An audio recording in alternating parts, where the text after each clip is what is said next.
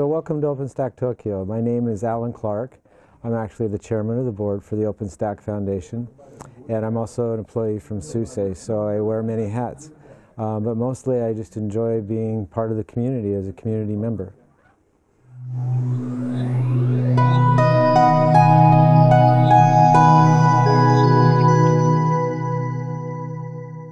There's a lot of things I'm excited about, right? A lot of the announcements that are happening today are things that the board kicked off as initiatives a long time ago.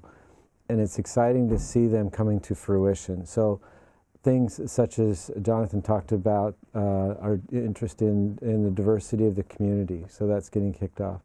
Some of the highlights for Liberty, the interoperability discussions around DEFCOR and so forth. Seeing that come to fruition, seeing that we've got members whose products are now signed up for that. That's very exciting to see. So we're seeing the fruits from labors that have started a long time ago.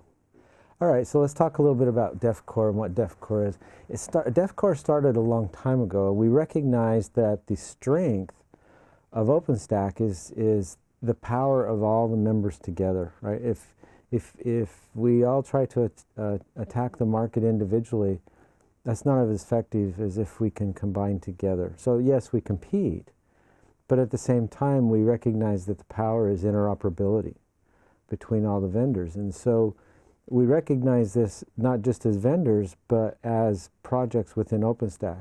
So early on, we realized there's going to be a huge number of projects, and we're seeing that today, right? So when we started thinking about this, there was 7 or 8 projects, and now we're up over 20, almost hitting 30, depending on how you count them. And there'll be even more. And we want to make sure that we have that compatibility and interoperability. And that turned in, after several iterations, it turned into what we now call DEFCOR, or defining what's core to Openstack. And so we've defined that, and it continues to grow. We purposely started small, but it continues to grow. And we've made that definition. We've applied testing procedures to it so the vendors can take their product, run those tests, and say, yeah, we comply to those definitions, and we have those capabilities. And as Jonathan demonstrated this morning in the keynote, we actually can put the list of vendors up there that are certified, and have a whole bunch that have done that. So that's exciting. So we're building that compatibility and interoperability amongst the members of Openstack. So here at the Openstack Summit, Jonathan Bryce, who is the executive director of Openstack, opened up the session and opened up the summit and announced a couple things. One, he announced the certification program. He expounded upon the interoperability features and expectations for the Liberty release. He talked about defining core, which we call DEFCOR.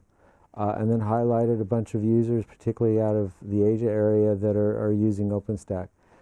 All of those things combined together, I think, brought a lot of momentum and excitement to the summit.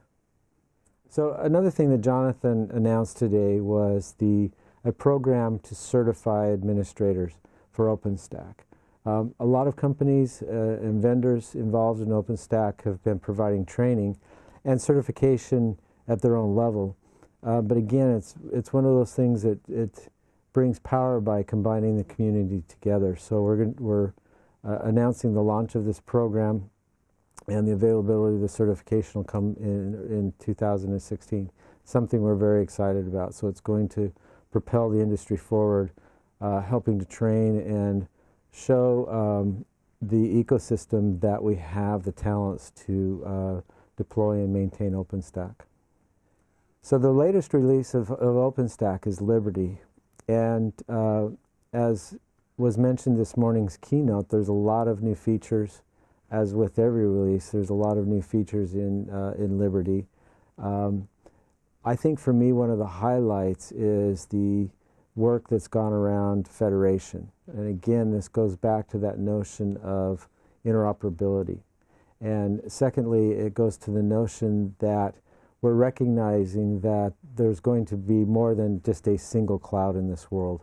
We're going to have many clouds and many different types of cloud, public, private, hosted, whatever. And those clouds are going to serve customers and their specific needs and specialized needs in those clouds, but yet they're going to need those clouds to work together. And so we're going to have what's called a multi-cloud environment.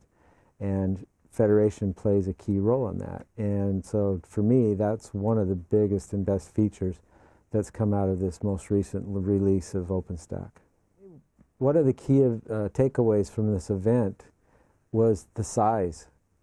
It's a huge event, and what I found very interesting this morning is in the morning keynote, again, Jonathan Bryce asked the audience to poll the audience a little bit about the attendees to see who's here for the first time, and so forth. A lot of excitement, a lot of new attendees from Asia, a lot of growth from around the world. And I think that's just a testament to how much this project is growing, how much the participation is becoming global, and how much interest there is in Openstack around the world.